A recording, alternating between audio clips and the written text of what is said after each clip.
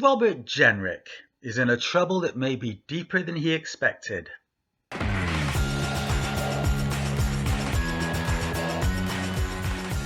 The Guardian reported that the Shadow Justice Secretary had complained about not seeing another white face in Handsworth, Birmingham, at a Conservative Party dinner in March.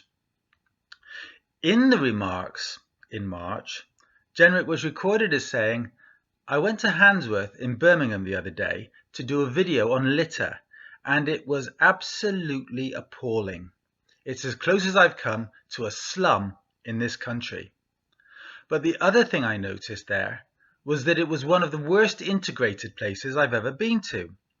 In fact, in the hour and a half I was filming news there, I didn't see another white face. That's not the kind of country I want to live in. I want to live in a country where people are properly integrated. It's not about the colour of your skin or your faith, of course it isn't. But I want people to be living alongside each other, not parallel lives. That's not the right way we want to live as a country. Let's have a look at the report, which he put up on his X feed. Filth piled high on a residential street and left there for days on end. This is how some people are living in parts of Britain today. This vandalism of our streets can't continue. This is the scene of that fly tipping. Months later, it still looks like a complete disgrace. It's literally got so bad that there's tyres, dirty underwear lying on the street, and the Labour Council is doing nothing about it. Fly tipping and littering is rife in Birmingham. Good, law-abiding Brits are furious that their streets are being trashed by a minority of people who have no respect for their communities. I find it's disgusting. They all get brought up and not live in pigsties. What do you think we should be doing to stop it? People should take responsibility, but people haven't got pride in anything of today. Opinion is divided on the meaning of Jenrick's words, with a black guest on the BBC's Politics Live saying they did not directly call down hatred upon him for the colour of his skin, while others on the same programme suggested that he had equated the filthy state of the area's streets with the ethnicity of the people living there. The Guardian published highly critical comments from others. On Tuesday, he repeatedly told interviewers that he stood by the comments and did not resile from them, as it would be wrong to, and I quote, shut down an important debate that we have to have as a country. He insisted, "What I said is that it's not about the colour of your skin or your faith. My point is that we have communities that do not reflect the breadth of the people who live in our country. That is self-evidently true." The controversy rang a bell in my head. I seem to recall writing something on similar lines in the recent past after something said by the right-wing pro-reform UK commentator Isabel Oakeshott. In fact, she had suggested that unemployed people should pick up litter in order to qualify for their benefits. It's a common suggestion that ignores the simple fact that if a person can be paid benefits for doing something, they should be paid a wage for it.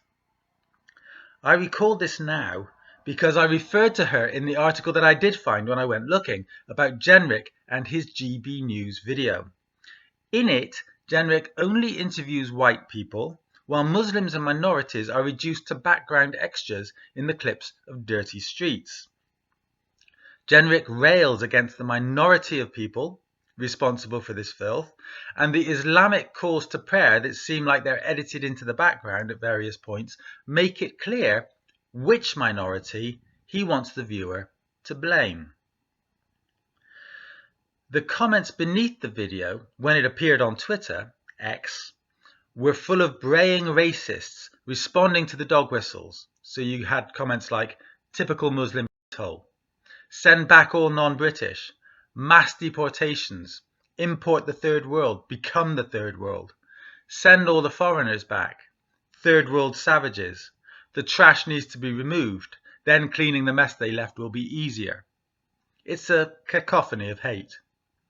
I recalled that Jenrick himself was called out as a racist when, as a Conservative Party leadership candidate, he appeared on television to call for Muslims to be arrested for speaking a phrase that is central to their faith. I think it was Allahu Akbar. And I pointed out, in fact, Muslims are a very clean group. Look at the situation in Dubai, as this writer did when Deform UK spokesmouth Isabel Oakeshott tried to suggest unemployed people should be forced to pick up litter back in April last year. Dubai's city authorities pay a force of 2,500 to 3,000 workers and street cleaners who clean up almost 9,000 tons of waste over the course of 6 hours every day, starting at 5 a.m. There is a rubbish bin in every corner of the city, and recycling options are being promoted. Anti-litter laws are strongly enforced. No one is ever fined in the UK, says Oakeshott. Isn't that because the Tories have slashed police numbers? And there is, yes, education in schools that teaches children not to litter. So littering is considered a serious issue in that Muslim country, and resources are allocated appropriately. What's the situation in Birmingham then? The answer was provided by the source for my February article, Another Angry Voice. And I quote, Jenrick even has the cheek to interview a Tory local councillor who rails against rising council tax rates in Birmingham and the fact that the Labour-run council has cut back £300 million in services. Why did the council cut back this £300 million? We're not told. We're not told because it was the Tories in central government who massively defunded local government funding. It was the Tories who decided to force councils to choose between paying for essential, life-saving services and paying for basic maintenance issues like street cleaning, regular bin collections, and enforcement of littering bylaws. Tory austerity forced councils all over the country to strip back local services to the bare bones. Tory austerity is the reason our streets are full of rubbish and potholes, and Tory austerity is the reason our council tax bills have gone up dramatically in return for fewer and poorer services. And let's remember, it was a Tory policy that forced Birmingham to effectively declare bankruptcy in September 2023, issuing a Section 114 notice confirming that all new spending, with the exception of protecting vulnerable people and statutory services, must stop immediately after receiving a £760 million bill to settle equal pay claims. That came after a Supreme Court ruling back in 2012 found in favour of mostly female employees of Birmingham City Council, and that a bonus scheme that was handed out to staff in certain roles favoured those which were mainly taken up by men. But here's the kicker. The court ruling related to people who were working at the council from 2004 to 2010, when it was not controlled by Labour. Records show that in 2004, the year from which claims could be made, the council was run by the Conservative Party, in coalition with the Liberal Democrats. For most of the period covered by the court ruling, the council was under no overall control.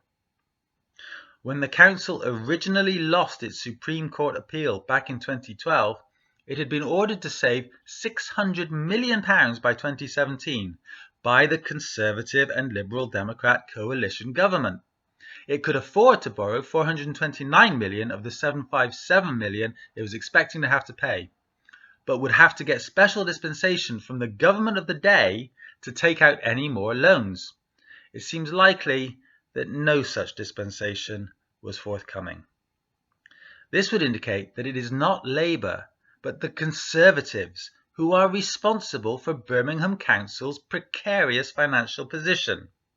So, Tory Robert Jenrick's GB News piece was racist because it attacked Birmingham's Muslims unreasonably over litter that is only present because of a sexist Tory policy from many years ago.